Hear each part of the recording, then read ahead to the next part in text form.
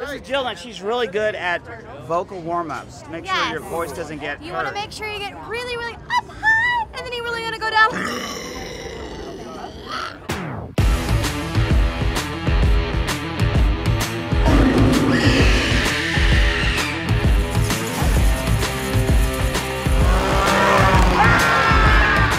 At 7 or 8, haunted houses were in my head.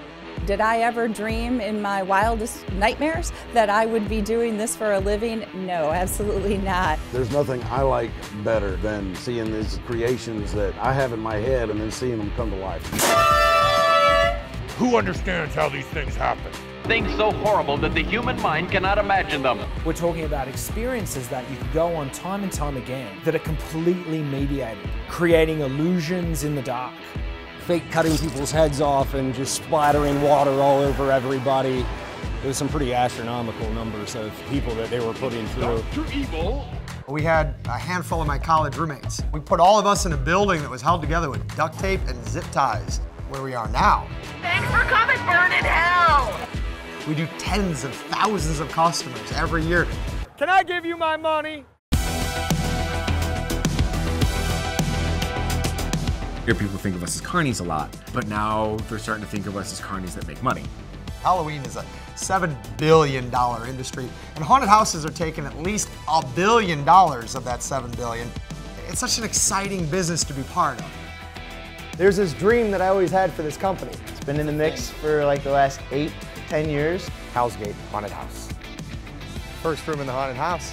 You want to see a haunt out in the middle of the woods, in the middle of the night. To do that takes a lot of work. Anybody that would choose this from a profitability standpoint is crazy. You're basically working for 50 cents an hour, if you get anything. It always costs, guys. We are dead broke. It takes months and months of planning, and even when you get that, there can be a lot of strange twists. It's underwater. It's done. When you want to follow, something that you feel like is your dream, you got to make some sacrifices. As an artist, you just always want to be creating something new. You always want to see what else you got. We're doing it because we think this is the most unique thing we could possibly do. We open at 7 o'clock, 7 o'clock on the nose. They want to see your ugly ass faces, so you got to bring it. You come help the gargoyle plug in his microphone?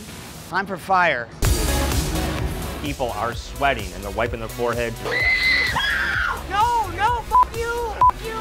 To see somebody losing their shit is just like the biggest reward. I see so many people come through and they're like, oh, we could do this. No, you can't. Concussion, something like that. Drunk people coming in, people out of their minds. That guy must have been on like PCP or something. He was on a lot. You're hitting an actor with a sword in the face. You're going. It's a fucking bunch of horse shit. Somebody's throwing up? Front rug was rolling up. All right, front rug was rolling up. That's a lot better. We're really like a family. We grew up in this business together. When we come together here, we find our family. Have a great time scaring. It was really necessary to bring out the best in these kids. They were more comfortable in the dark. And if it wasn't for everybody here, there would be a lot of things in my life that were wrong, but you guys helped me make it right. I prefer to give my kids experiences, and this is one of the most interesting experiences I could ever think of to give my kids. Did your dad teach you how to do that? Yeah. Yeah, it gets in your blood and it never gets out. It's a life. If you have the love, you're going to make a great show that the audience is going to love. Welcome to opening night at Hell's Gates. I